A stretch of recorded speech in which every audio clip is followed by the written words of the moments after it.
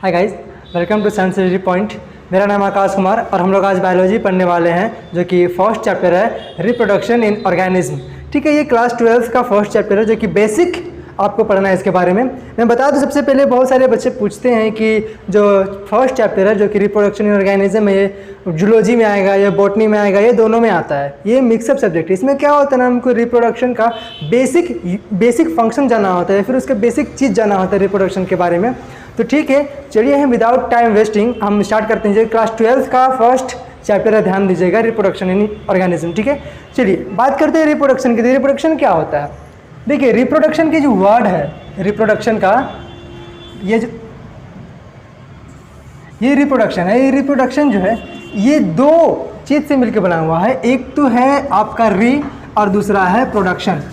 री का मतलब होता है किसी चीज़ को फिर से, और प्रोडक्शन का मतलब होता है किसी चीज़ को फिर से प्रोड्यूस करना, किसी चीज़ को फिर से रिलीज करना, निकालना होता है। तो सिंपली हम रिप्रोडक्शन के बारे में बात करें तो रिप्रोडक्शन एक बायोलॉजिकल फेनोमेना है, जिसमें एक पेरेंट अपने ही तरीके का सिमिलर प्रोजेनिक ऑर्गेनिज्म को या फिर ऑफस्प्रिंग को प्रोड्यूस कर रहा होता है, तो उसको हम बोलेंगे सिंपली कि वो रिप्रोडक्शन है। रिप्रोडक्शन की वजह से ही आज इतने बड़ी डाइवर्सिटी देख पा रहे हैं, वो है। अदरवाइज अगर रिप्रोडक्शन नहीं होता तो आप जो डाइवर्सिटी देख पा रहे हैं, डाइवर्सिटी नहीं होती। देखिए, रिप्रोडक्शन जो होती है वो रिप्रोडक्शन की वजह से वेरिएशन आते हैं, और वेरिएशन की वजह से डाइवर्सिटी आती है, डाइवर्सिटी की वजह से ही ये इकोसिस्टम मेंटेन है। ठीक है, जो रिप्रोडक्शन होती है ना, ये किसी भी लिविंग ऑर्गेनिज्म के लिए एक स्पेशल कैरेक्टरिस्टिक है कि reproduction is a special characteristic of a living being. It is not a specific characteristic of the non living being. लेकिन कुछ ऐसे भी होते हैं लिविंग बीइंग जो कि रिप्रोडक्शन करने में सक्षम नहीं होते हैं। जैसे मैं बात करूँ म्यूल, तो म्यूल अपने आप को रिप्रोड्यूस नहीं करता है। वर्कर बी के बारे में बात करें तो वर्कर बी भी रिप्रोड्यूस नहीं कर पाता है। तीसरी बात करते हैं हम एक ह्यूमन अनफर्टाइल कपल के बारे में, तो वो भी रिप्रोड्यूस नहीं कर सकते हैं। अगर जो ह्यूमन कपल है वो अगर अडॉप्ट करना चाहते हैं तो वो अडॉप्ट कर सकते हैं, इसमें कोई प्रॉब्लम नहीं है, लेकिन वो रिप्रोड्यूस तो नहीं कर पा रहे ना। मतलब एक बात ध्यान दीजिएगा, reproduction is not a defining property of a living being, let it be not. ठीक है, क्या बोल रहा हूँ मैं कि रिप्रोडक्शन जो है वो डिफाइनिंग प्रॉपर्टी नहीं है लिविंग बीइंग का, लेकिन ये स्पेशल कैरेक्टरिस्टिक है लिविंग बीइंग का, ये ध्यान दीजिएगा। दूसरी बात मैं बता दूं कि रिप्रोडक्शन की वजह से ही ये दुनिया कायम है। अगर रिप्रोडक्शन नहीं होता तो ये दुनिया भी नहीं होती, जो इतनी बड़ी डाइवर्सिटी देख पा रहे हैं ये भी नहीं हो पाती। ठीक है, आपके दिमाग में एक सवाल आ रहा होगा कि देखिए सर, ऐसे बहुत सारे ऑर्गेनिज्म हैं जो कि अभी एक्सटिंक्ट कर चुके हैं, तो क्या वो रिप्रोडक्शन नहीं कर सकते हैं?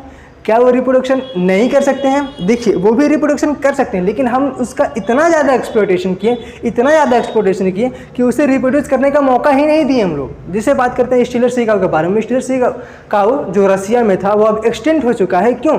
क्योंकि जो वहाँ के नेटिव पीपल थे उसे बहुत ज़्यादा मारते थे, क्योंकि उसे कुछ प्रॉपर वे में उसे मसल्स का यूज़ करते थे, या फिर उसे कुछ प्रॉपर मेडिसिन बनाया जाता था। इसके वजह से उसको इतना ज़्यादा हंट किया गया कि वो अब एक्सटिंक्ट हो चुका है।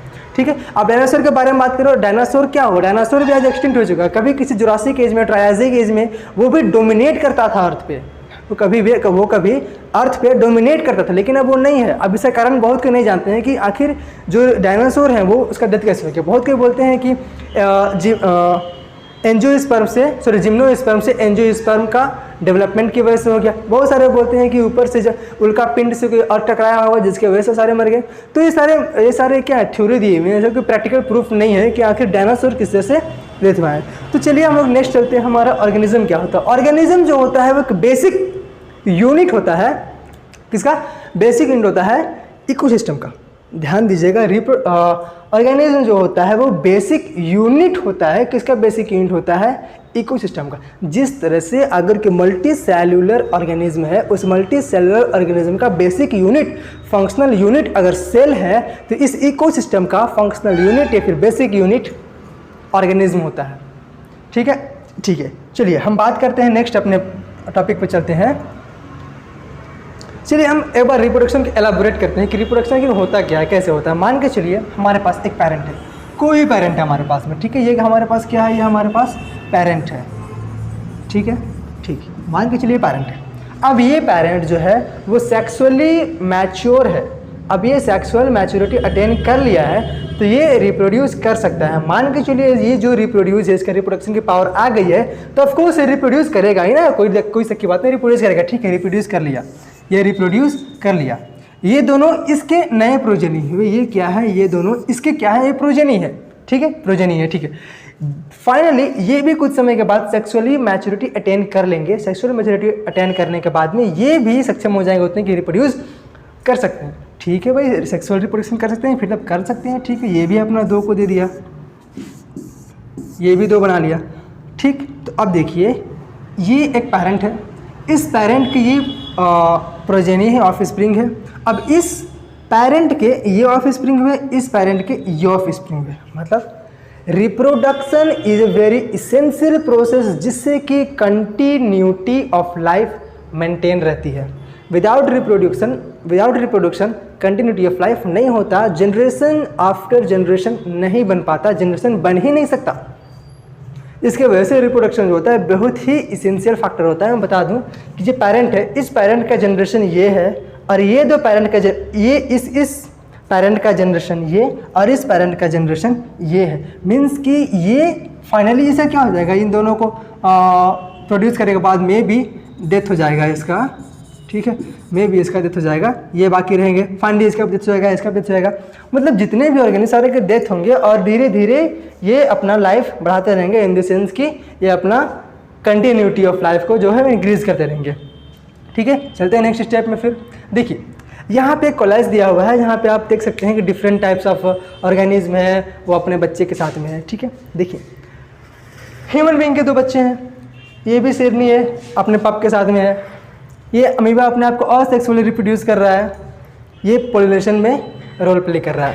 ठीक है, तो आप देख सकते हैं कि रिप्रोडक्शन जो होता है वो कितना इसेंशियल फैक्टर है, ये बहुत इंपॉर्टेंट फैक्टर है, ध्यान दीजिएगा इस चीज़ को। ठीक है, ठीक है, चलिए नेक्स्ट देखते हैं। नेक्स्ट हम लोग क्या है, each and every organism can live only can certain period of time. जितने भी ऑर्गेनिज्म है ये सारे ऑर्गेनिज्म अर्थ पे कुछ ही समय के लिए आए हैं। ऐसा नहीं है कि ये हमेशा अर्थ पे बस जाएंगे, नहीं, इनका जन्म हुआ है तो कभी ना कभी डेथ होगा। तो हम बात करते हैं लाइफ स्पैन के बारे में। ठीक है, लाइफ स्पैन के बारे में बात करते हैं। तो लाइफ स्पैन उसको बोलते हैं जब कोई ऑर्गेनिज्म का जन्म होता है, उस ऑर्गेनिज्म का जन्म के बाद नेचुरल तरीके से अगर डेथ हो जा रहा है तो हम उसको बोलते हैं कि वो उस ऑर्गेनिज्म का लाइफ स्पैन है, उतना वो ऑर्गेनिज्म जिंदा रहता है नेचुरली। ठीक है, और फाइनली उसका डेथ हो जाता है। मतलब हम क्या बोलना चाह रहे हैं, हम ध्यान दीजिएगा क्या बोल रहा हूँ।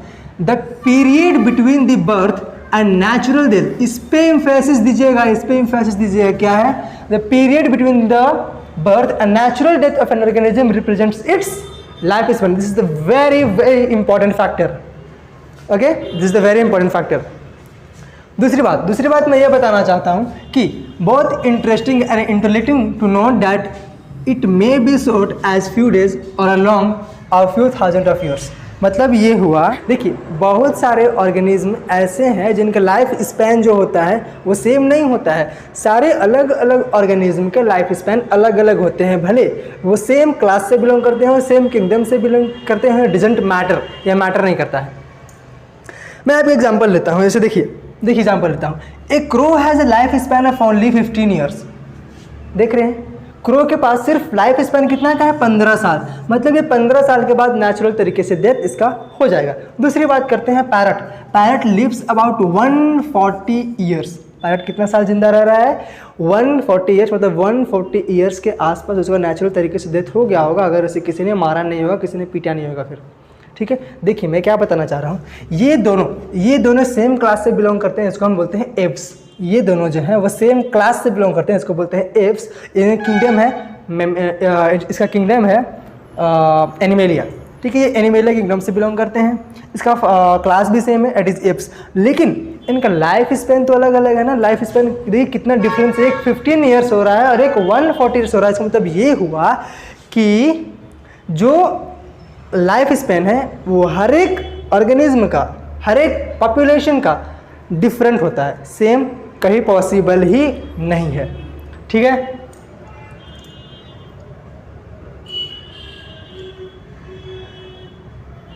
ठीक है। जैसे सिमिलरली दूसरी बात करते हैं, a mango tree has a much shorter life span as compare to the peepal tree. ठीक है, ऑल्दो ये दोनों ही तो क्या है, ये दोनों ही तो है ना, ये दोनों ही एंजियोस्पर्म से बिलोंग करते हैं, दोनों ही एंजियोस्पर्म से बिलोंग करते हैं। लेकिन ऑफ कोर्स अगर ये दोनों एंजियोस्पर्म से बिलोंग कर रहे हैं, इसका मतलब दोनों का लाइफ स्पैन सेम होना चाहिए? नहीं, दोनों का लाइफ स्पैन सेम नहीं होता है। आप पूछे लाइफ स्पैन सेम क्यों नहीं होता? क्योंकि हम जानते हैं कि जितने भी ऑर्गेनिज्म हैं उन सारे के स्पेसिफिक लाइफ स्पैन होते हैं। ठीक है, ऐसे बात करता हूँ, अगर एक बनियान ट्री के बारे में, तो ये बरगद का पेड़ है। ये बरगद का पेड़ जो होता है वो लगभग 900 से 1500 ईयर तक जिंदा रह सकता है। ठीक है, और बात करता हूँ एक आम के पेड़ के बारे में, इट इज़ मैंगो ट्री के बारे में, तो मैक्सिमम 3 साल तक ही जिंदा रह सकता है। फाइनली नेचुरल तरीके से इसका डेथ हो जाएगा। ध्यान दीजिएगा, मैं एक बात को बहुत ही एम्फेसिस दे रहा हूँ। लाइफ स्पैन का मतलब होता है किसी भी ऑर्गेनिज्म का जन्म और उसका डेथ होना नेचुरल तरीके से, उसका डेथ जो होना चाहिए वो नेचुरल तरीके से ही होना चाहिए, उसी को हम बोलेंगे लाइफ स्पैन। उसे वो एक्सीडेंट में मारा गया या फिर किसी ने उसे व्हाटएवर द मैटर, कुछ भी मैटर होकर उसे मार दिया गया, तो ये इसको लाइफ स्पैन नहीं बोलेंगे। लाइफ स्पैन मतलब होता है नेचुरल तरीके से डेथ होना ही लाइफ स्पैन कहा जाता है उसको। ठीक है, ठीक। तो अब इन सारे फैक्टर से, इन सारे एग्जांपल से आपने आपको समझा, आप अपने समझ सकते हो कि आखिर लाइफ स्पैन सारे ऑर्गेनिज्म के डिफरेंट होते हैं, चाहे वो सेम क्लास से बिलोंग करते हो, सेम किंगडम से बिलोंग करते हैं, डजंट मैटर। ओके, चलिए फिर आगे चलते हैं नेक्स्ट।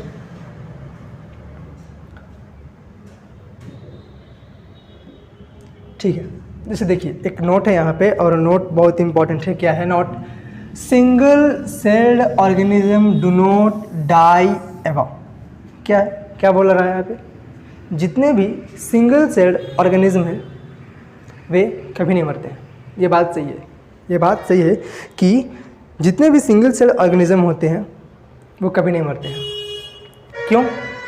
देखिए यहाँ पे क्यों नहीं मरते हैं। जैसे अइबा हो गया, पैरामीशियम है, इसका डेथ कभी नहीं होता। जैसे मान के चलिए ये क्या है? पेरेंट सेल है। ठीक है, ये पेरेंट सेल जो है अब धीरे धीरे अपने आप को असेक्सुअल रिप्रोडक्शन की ओर अग्रसर कर रहा है, और रिप्रोडक्शन की ओर धीरे धीरे बढ़ा रहा है। देखिए धीरे धीरे अपना स्ट्रक्चर चेंज किया, स्ट्रक्चर चेंज करने के बाद फाइनली ये 2 बन गया। मतलब क्या हुआ कि ये एक सिंगल ऑर्गेनिज्म था, ये सिंगल ऑर्गेनिज्म 2 में बदल गया है। ठीक है, ये मरा नहीं है, यही सिंगल ऑर्गेनिज्म 2 में बदल गया है, इसीलिए इसको बोलते हैं कि सिंगल सेल ऑर्गेनिज्म जो है वो कभी नहीं मरता है। ठीक है, this is to be noted very importantly. क्या बोला जा रहा है कि single cell organism do not die ever. Fact है, ये बात सही है, इसमें कोई गुंजाइश नहीं है। फिर से बता दे रहा हूँ कि ये जो पेरेंट सेल है, ये पेरेंट सेल फाइनली मरता नहीं है, 2 पार्ट में अपने आप को डिवाइड कर लेता है, इसलिए इसको बोलते हैं कि ये इमॉर्टल है, कभी मरेगा नहीं है। ठीक है, कोई पूछ देगा तो तड़ाक से जवाब दे देना। ठीक है, ठीक है। नेक्स्ट देखिए, ये हमारे पास कुछ ऑर्गेनिज्म है, कुछ स्पेसीज हैं, और उन स्पेसीज के लाइफ स्पैन के बारे में बताया गया। तो मैं आपसे ये सवाल कर रहा हूँ कि जो इनके लाइफ स्पैन है वो आप मुझे कमेंट बॉक्स में सेंड कर दीजिएगा। मैं यहाँ नहीं बताने वाला हूँ, और हो सके तो मैं कमेंट बॉक्स में आपको डाल दूँगा, तो ये आपको करना, आपके लिए है। ठीक है, ठीक है। दूसरा क्या बोल रहा हूँ? Have you ever wonder how vast number of plant and animal species have existed on earth for several thousand of years. बहुत अच्छी बात लिखा हुआ है। इसमें क्या लिखा हुआ है कि क्या आप ऐसा सोच सकते हैं, कि जितने भी अभी आप डाइवर्सिटी देख पा रहे हैं, प्लांट हैं, फिर एनिमल हैं, बहुत सारे प्लांट्स हैं, फिर एनिमल हैं, ये सारे प्लांट और एनिमल्स क्या पहले जितने थे उतना ही अभी नंबर में है? नहीं, पहले जितने थे उतने नंबर में काफ़ी ज़्यादा हैं। क्यों काफ़ी ज़्यादा हैं? काफ़ी ज़्यादा होने के पीछे रीज़न ये है कि रिप्रोडक्शन एक बहुत बड़ा फैक्टर है। इसमें रिप्रोडक्शन एक बहुत बड़ा फैक्टर है। आप देख सकते हैं कि क्या आप सोच सकते हैं इतने जो वास्ट नंबर ऑफ स्पीशीज है क्यों हुए? ये इतने सारे स्पीशीज होने के पीछे का कारण है वेरिएशन। वेरिएशन क्यों हुआ? रिप्रोडक्शन की वजह से। रिप्रोडक्शन नहीं होता है, वेरिएशन नहीं होता है, इतना लार्ज नंबर ऑफ स्पीशीज नहीं होते, लार्ज नंबर ऑफ स्पीशीज नहीं होते, तो ये जो आप देख रहे हो ना बायोडाइवर्सिटी नहीं होता। ठीक है, हाँ नहीं होता। दूसरी बात, there must be some process in living organism that ensure its continuity. Of course reproduction क्या है? रिप्रोडक्शन तो प्रोसेस है जिसके वजह से जो लाइफ है, इसके वजह से लाइफ है वो कंटिन्यू है। अदरवाइज जो लाइफ है वो कंटिन्यू कभी नहीं हो पाता। Reproduction is the only means which ensure the continuity of life of a particular species, चाहे वो असेक्सुअल रिप्रोडक्शन हो, सेक्सुअल रिप्रोडक्शन हो, it doesn't matter. Got it? ठीक है। Yes, we are talking about the reproduction, something we take for a granted, an adult who give rise to young ones is called parent. ठीक है, ये taken for granted है कि यार reproduction एक ऐसा फैक्टर है, रिप्रोडक्शन एक ऐसा फैक्टर है जिसके वजह से लाइफ कंटिन्यू हो पाती है, अदरवाइज ये पॉसिबल नहीं है कि लाइफ जो है वो कंटिन्यू हो पाए। ठीक है, देखिए, the adult who give rise to young one is called parent, मतलब ऐसे जो कि यंग वन को प्रोड्यूस करते हैं उसे हम पेरेंट बोलते हैं। ऐसे ऑर्गेनिज्म जिससे हम ऐसे पेरेंट जो ऑलरेडी एडल्टहुड में पहुंच चुके हैं, सेक्सुअल मैच्योरिटी अटेन कर चुके हैं, अगर वो प्रोजेनी को प्रोड्यूस करने में एबल हैं तो हम उसको बोलते हैं वो कौन है? पेरेंट्स है। ठीक है, देखिए क्या है, देखिए यहाँ पे ध्यान दीजिएगा, reproduction is defined as a biological process in which an organism give rise to young one offspring similar to itself. जैसे कि मैंने पहले बताया था, मैंने क्या बताया था, रिप्रोडक्शन एक बायोलॉजिकल प्रोसेस है जिसमें कि कोई एक सिंगल पेरेंट या फिर दो या फिर डबल पेरेंट मिलके ये आपस में रिप्रोड्यूस करते हैं और अपने यंग वन को प्रोड्यूस करते हैं सिमिलर टू इटसेल्फ, इसको हम बोलते हैं रिप्रोडक्शन। ठीक है, इसी पर the offspring grow mature और in turn produce their progeny. ठीक है, ऑफकोर्स सही बात तो है कि जो भी ऑफ स्प्रिंग पेरेंट देंगे वो ऑफ स्प्रिंग फिर से अपने आप को सेक्सुअल मैच्योरिटी अटेन कर लेगा। सेक्सुअल मैच्योरिटी अटेन करने के बाद वे फिर से रिप्रोड्यूस करेगा और ये साइकिल जो है